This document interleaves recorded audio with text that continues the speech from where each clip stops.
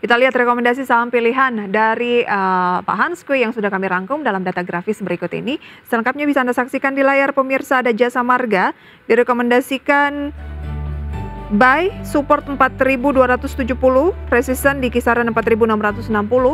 Kemudian ada KF pemirsa buy support di 815, resisten di 885. Pegas buy support di 1335, resisten di 1535, dan TOWR buy support di 950, resisten 1075.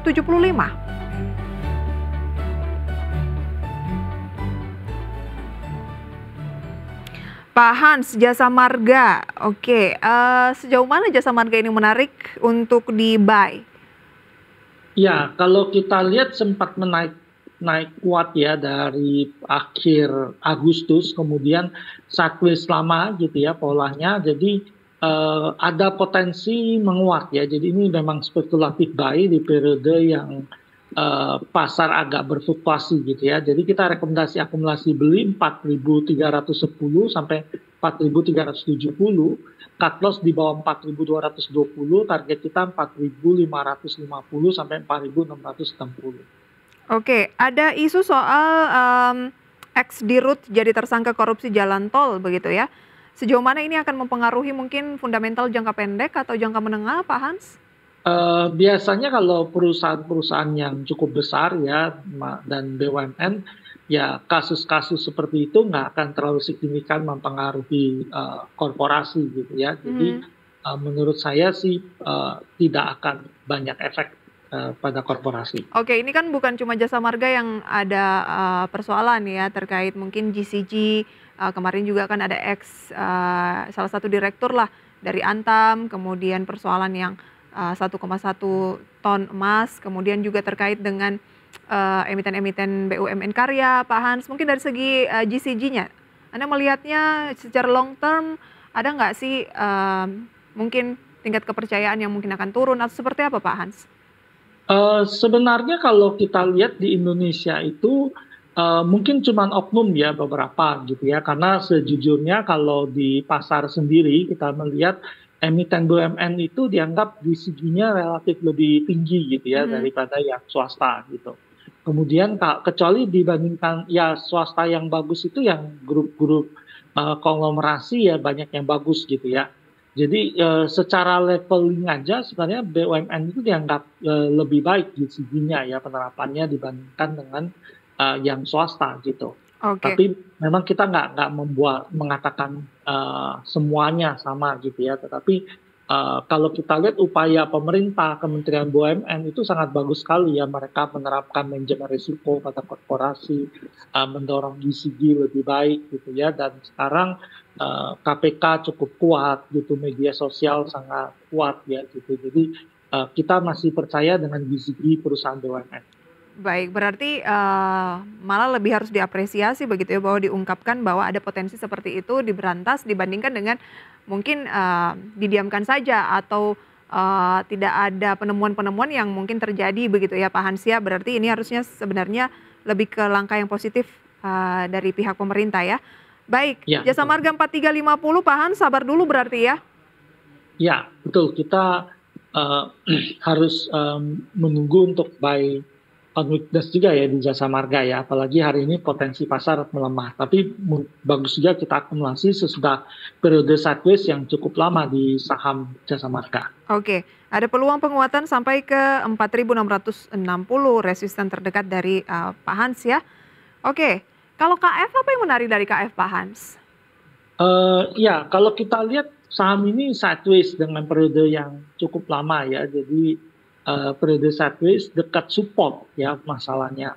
Jadi ini juga speculative buy posisinya ya. Jadi harapannya setelah spekulatif itu kalau dia tembus ke bawah kita cut loss, kalau rebound jadi periode trading kita. Jadi ini memang rekomendasi kita secara teknikal ya untuk KF. Jadi Oke. akumulasi beli 815 sampai 830, cut loss di bawah 795, target kita 860 sampai 885. Baik, ini lebih ke spekulatif mengingat secara teknikal sudah sideways tapi mendekati support. Jadi ada kemungkinan dia akan mantul ke atas begitu ya, keluar dari posisi sideways-nya ya Pak Hans ya. Jadi menarik untuk Ya, membeli di harga bawah gitu ya. Tapi ini spekulatif dan benar-benar based on technical karena pelemahannya selama 6 bulan terakhir sudah 21% dan 1 pekan terakhir tuh hampir 2%. Baik, kemudian rekomendasi Anda berikutnya Pak Hans, Pegas. ya, Pegas juga menurut kita masih menarik ya kalau kita lihat sempat mengalami pelemahan, tapi saat ini periode konsolidasi gitu ya. Kalau kita lihat peak and through yang dibuat gitu ya, lembah-lembah yang dibuat itu sebenarnya Pegas mulai membentuk tren naik gitu ya posisinya. Jadi kita tetap memberikan rekomendasi beli untuk Pegas dengan area akumulasi 1370 sampai 1400, cut loss di bawah 1340, target kita 1460 sampai 1535 untuk Pegas. 1460 sampai 1535 ya Pak Hans ya. Ya, Baik, TOWR. ya, Tower memang masih menarik ya. Memang tadi ada berita satelit ya, satelit yang bisa kayak Starlink lakukan gitu ya. Tapi mungkin untuk Indonesia masih lebih efisien di pembangunan tower gitu ya. Biarpun mungkin untuk cakupan itu lebih bagus pakai satelit kecil ya modelnya.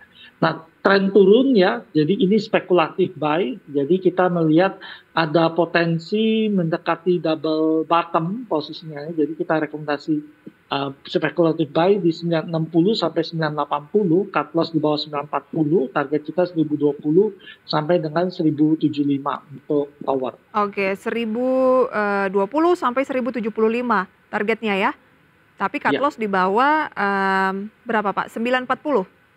ya 940 Saat cut ini loss di untuk tower. 960 lagi turun 0,52%. Oke, itu dia rekomendasi saham pilihan dari Pak Hans, pemirsa. Dan indeks harga saham gabungan pada pagi hari ini terpantau tampaknya masih melanjutkan pelemahan, tapi tipis 0,05% saja pukul 9:04 dan akhirnya hijau di 6.925. Kami akan hadirkan informasi selengkapnya usai jeda pariwara berikut ini.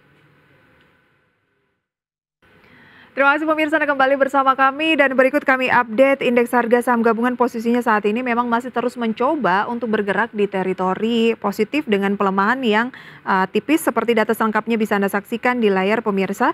Di mana untuk indeks harga saham gabungan cenderung menguat 0,05%, 6.927. Jakarta Islamic Index turun 0,05%, 564. LQ45 naik tipis 0,01%.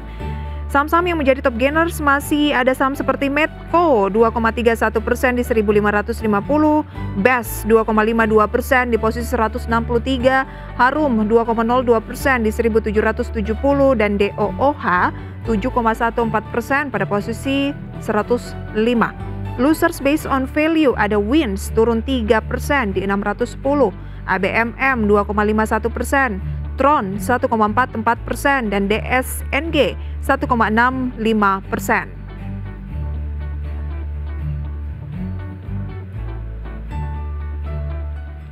Pak Hans, bagaimana tanggapan untuk emiten di bidang energi baru terbarukan seiring peluncuran IDX Carbon kemarin begitu ya? Seperti Medco ini kok kayaknya menguat terus saat ini 2% lebih. Sedikit tanggapan Anda.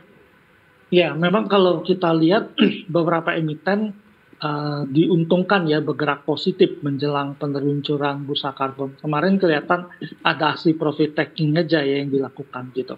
Medco cukup menarik ya karena memang dia punya anak usaha yang bergerak dalam energi terbarukan dan mereka menargetkan 26%-an sampai 30%-an ya kontribusi pendapatan mereka dari energi terbarukan. Tetapi kita juga harus melihat bahwa merangkaknya harga minyak global yang bergerak naik ke atas ini juga memberikan sentimen positif pada pergerakan saham Medco Apa sendiri. rekomendasi untuk Medco, Pak Hans? Untuk Medco saat ini ya kita pikir bahwa kita harus wait and see dulu ya karena kemarin mengalami tekanan turun.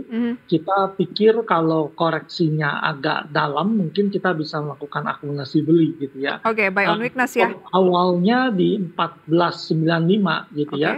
Tapi area ideal kita beli kita pikir di 1290 sampai 1390-an ya untuk buy weakness di saham Medco. Level atasnya di posisi berapa Pak Hans? Level atas resisten saat ini ada di 1.700, Level tertinggi ya? 1.700, ya Level 1.700, tertingginya ya? Oke. ya. Baik, Pak Hans, sayang sekali waktu kita terbatas, masih banyak yang ingin kita ulas, tapi dengan potensi pelemahan IHSG saat ini meskipun mencoba untuk menguat, baiknya untuk melakukan pembelian di level bawah bagi yang belum memiliki. Begitu ya Pak Hans ya? Ya, Oke, betul. sampai berjumpa kembali Pak Hans, selamat pagi. Ya, selamat pagi, makasih.